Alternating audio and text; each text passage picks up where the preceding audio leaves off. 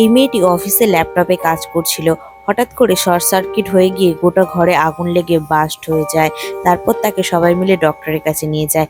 Doctor তার treatment কি করে করলো সেটা জানার আগে চ্যানেলটিকে সাবস্ক্রাইব করে নিও। ডক্টর দেখে মেয়েটি পুরো পুড়ে গেছে। মেয়েটিকে ফার্স্টে একটি অক্সিজেন মাস্ক পরিয়ে দেয়। তারপর গোটা মুখের মধ্যে এক ধরনের ওষুধ লাগিয়ে দেয়।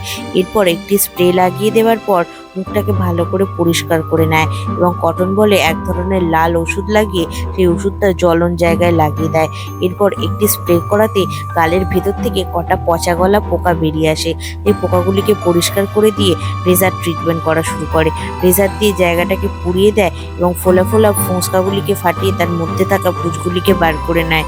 এরপরে কটন স্টিকে ওষুধ লাগিয়ে সেই রেজার লাইট লাগানো জায়গাগুলিতে ভালো করে লাগিয়ে দেয় এবং মুখের মধ্যে একটি অ্যান্টি ইনফেকশন ক্রিম লাগিয়ে দেয়। তারপর দেখলাম মেয়েটি আস্তে আস্তে সম্পূর্ণ সুস্থ হয়ে ওঠে।